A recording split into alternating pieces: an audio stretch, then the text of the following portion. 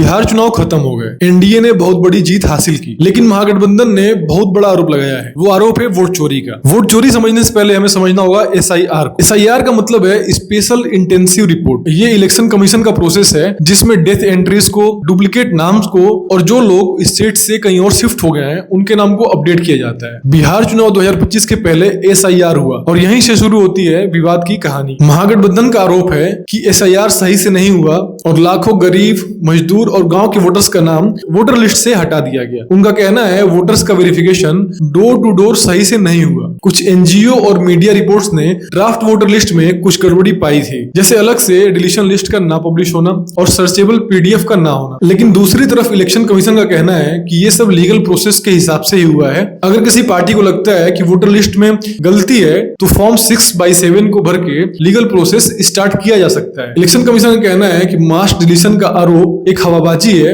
और जब तक इस पे कोई कानूनी तरीके से एक साइंड डिटेल कंप्लेन नहीं आती है तब तक इसे बस राजनीतिक दायरे में ही रखा जाए। उनका सीधा जवाब ये था, आप फॉर्म भरिए, कंप्लेन करिए, हम उस पे एक्शन लेंगे। एनडीए कहती है कि उनके जीत का श्रेय युवाओं को जाता है और वहां की महिलाओं को जाता है। उन्होंने वोट चोरी को डिफीट का एक एक्सक्यूज बताया है। लेकिन ये बात हमें जरूर ध्यान देनी चाहिए कि वोटिंग से पहले बीजेपी ने बिहार के हर घर में लगभग 10,000 रुपए बांटे थे और उसकी वजह से एक बहुत बड़ा वोट शिफ्ट जरूर हुआ है। आपने तीनों पक्षों को सुना, आपको क्या लगता है? मेरे हिसाब से अगर वोट चोरी हुई है तो अपोजिशन को एक कंप्लेन फाइल करनी चाहिए और कानूनी तौर पे उससे लड़ना चाहिए, क्योंकि अगर कोई इरेगुलरिटीज हैं और ये इरेगुलरिटीज वो कर रहे हैं जिसके पास पावर है तो पब्लिक परसेप्शन वहां पे काम नहीं आएगा। वहां पे कानूनी लड़ाई लड़नी ही पड़ेगी। अपनी राय बताइए।